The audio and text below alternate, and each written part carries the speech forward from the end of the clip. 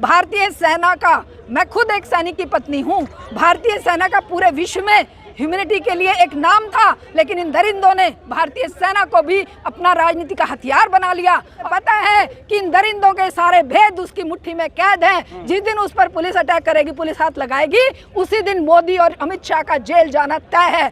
जिस देश के बच्चे रोज बिलख रहे हो, मर रहे हो, 50,000 60,000 लोग बेघर हो गए हो, उस देश का प्रधानमंत्री अगले चुनाव की तैयारी के लिए मेरा बूथ सबसे मजबूत के वो करेगा, सभाएं करेगा। अरे डूब के मर जाओ, राष्ट्र लोगों से नहीं बनता। अरे तुम एटम बम गिरा के सारी जनता को मार दो, राष्ट्र को अपना कंट्रोल करते रहना, फिर राष्ट्र की सीमाओं की रक्षा करते रहना, लोगों को मरवा दो, क्योंकि तुम्हारा तो यही धंधा है ना कि लोगों को मरवाएंगे लेकिन राष्ट्रवाद राष्ट्रवाद राष्ट्रवाद की वो झुंझुना बजाएंगे।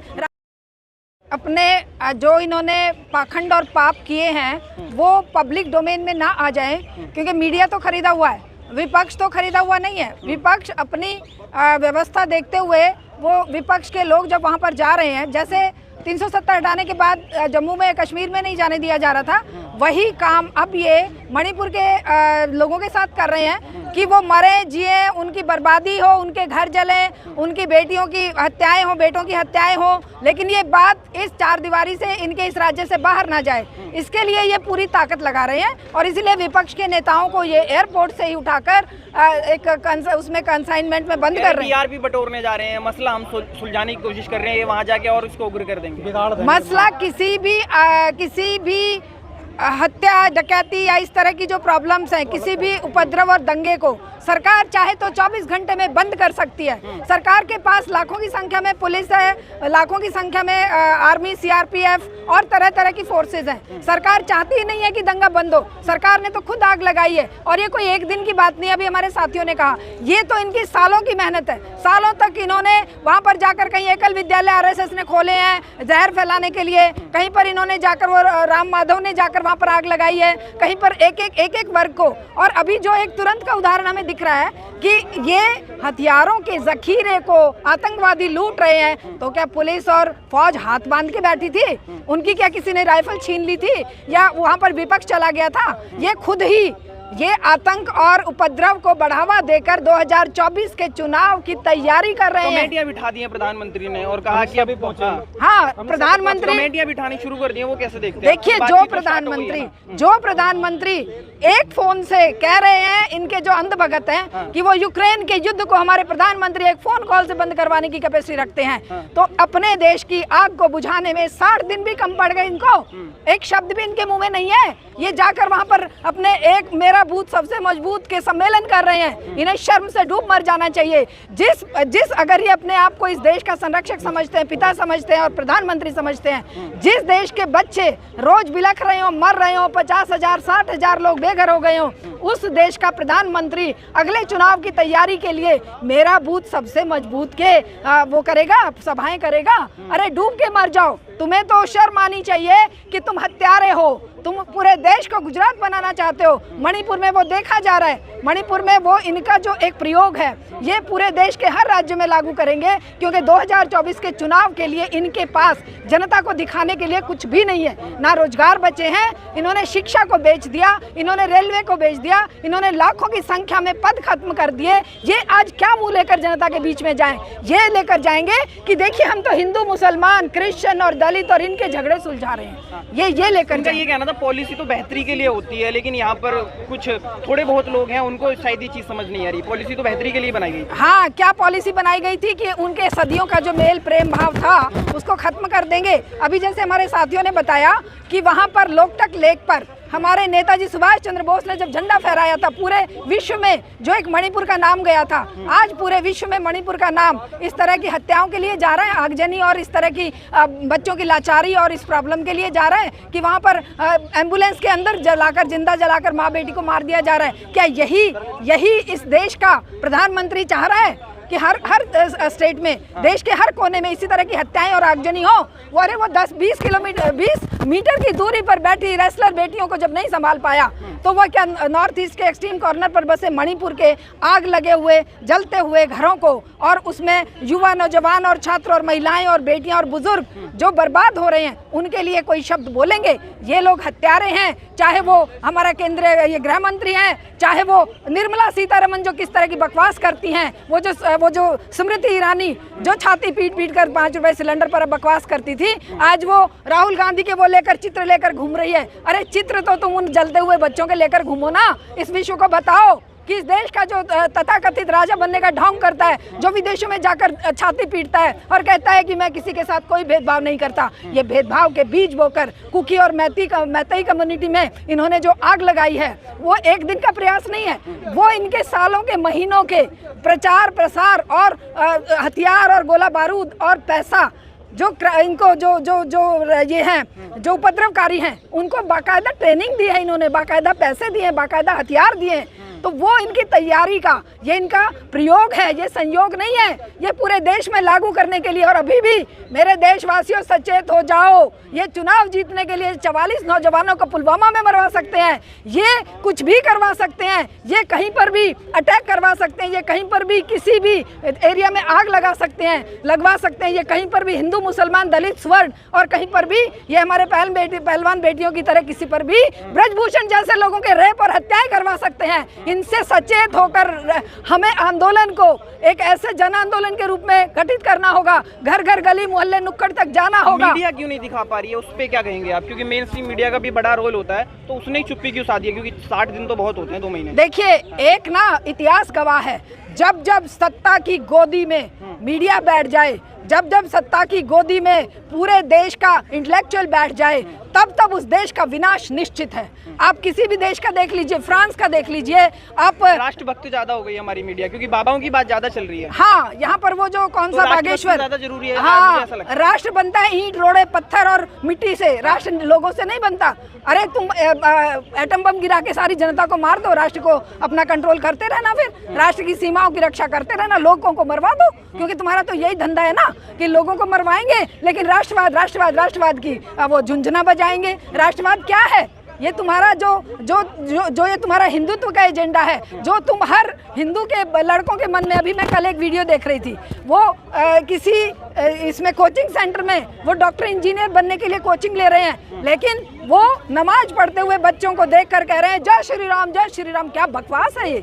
अरे इस देश में एक संविधान है भाई, और उस संविधान में लिखा हुआ है कि सेक्युलर, साइंटिफिक और डेमोक्रेटिक वैल्यूज हर इंसान की सुरक्षित रहनी चाहिए।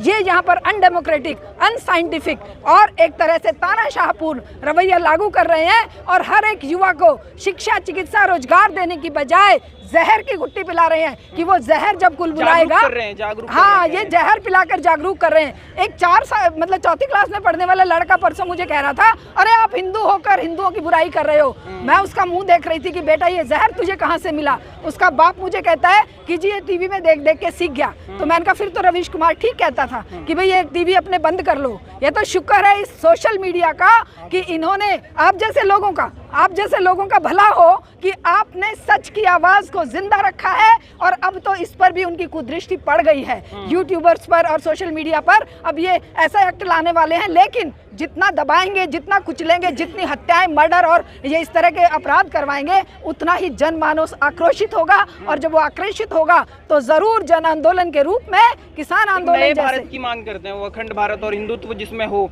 जिसमें 80% लोग बढ़ चढ़ कर दिखाई दें। हाँ, माइनॉरिटी का क्या है? वो तो पाकिस्तान भी जा सकते हैं। हाँ, ये इस देश को पाकिस्तान और अफगानिस्तान की तर्ज पर हिंदू राष्ट्र बनाना चाहते हैं, जो कि हम नहीं होने देंगे।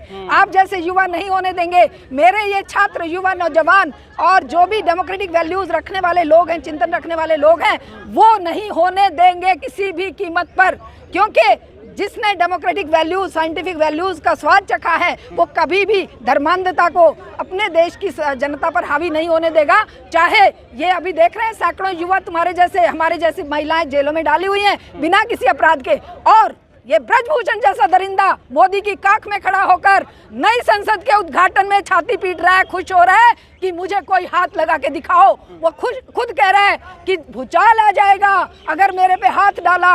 क्यों? क्योंकि उसे पता है कि इन दरिंदों के सारे भेद उसकी मुट्ठी में कैद हैं। जिस दिन उस पर पुलिस अटैक करेगी, पुलिस हाथ लगाएगी, उसी दिन मोदी और अमित शाह का जेल जाना तय है। इसीलिए वो ब्रजभूषण जैसे गुंडे हैं, कुलदीप सेंगर जैसे गुंडे, चिन्मय दत्त जैसे गुंडे और ऐसे ही जिनके नाम हम नहीं जानते, हजारों लाखों लोगों को लेकर इस देश की मासूम जनता को बर्बाद करने का एक जो षड्यंत्र और प्रयास कर रहे हैं। हमारे इस आज की आपने देखा होगा, भले ही हम मुट्ठी भर हैं, लेकिन सच अकेला भी लाखों पर भारी होता है। और एसयूसीआई कम्युनिस्ट पार्टी आज सच को लेकर, हमारे छोटे छोटे बच्चे, हमारे युवा, हमारे छात्र, नौजवान, हमारे बुजुर्ग सड़क पर हैं। हम घर में नहीं बैठेंगे। धर्म से कैसे लड़ लेंगे आप? बागेश्वर अभी आ रहे हैं एनसीआर के अंदर, 3 लाख से ज्यादा लोग उनके समर्थन में बैठे हैं, आंखें बिछाएं। धर्म से कैसे लड़ लेंगे आप? हम इंसानियत, जो कि सबसे पहला धर्म है इस विश्व का, इंसानियत के साथ खड़े होकर इंसानियत को जिंदा रखते हुए,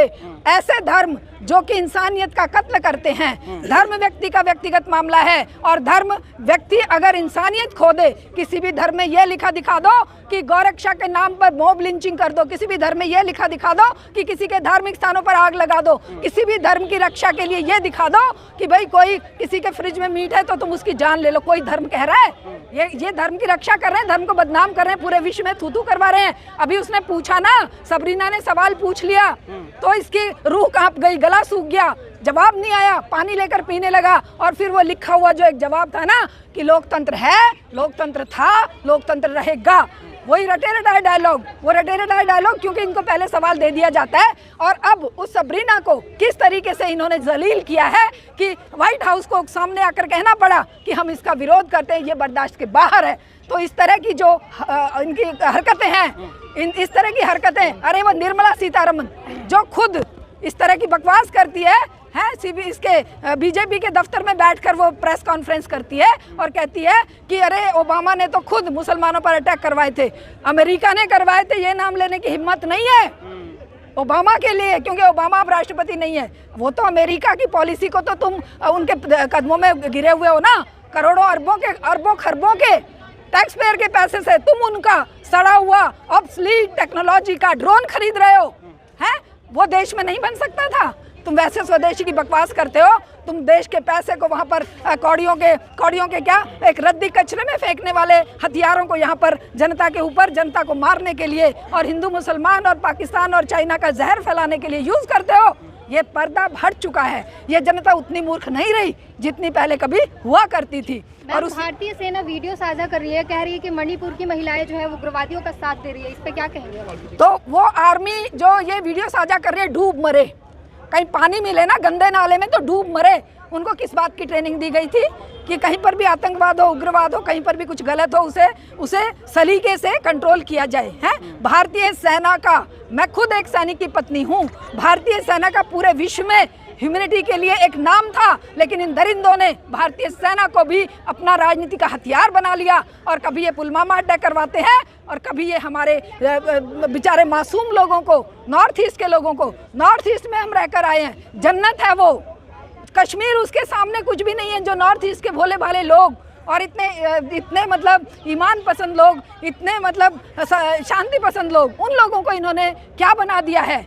इन्होंने बहुत प्रयास किया है उन लोगों में आतंकवाद फैलाने के लिए, क्योंकि वो इनोसेंट लोग हैं। उनको ये किसी भी तरह की घुट्टी पिलाकर, एक दूसरे के प्रति जहर भरकर आज मानवता को शर्मसार कर रहे हैं और भारत के माथे पर कलंक लगा रहे हैं। ये जो भारत माता की जय का नारा लगाते हैं ना, इससे अब हमें कोफ्त होने लगी है कि इन लोगों के मुंह में जाकर भारत माता शब्द भी बेचारा शर्मसार हो रहा होगा कि भारत माता क्या हुई जो अपने बच्चों को मरते कटते जलते हुए देख रही है?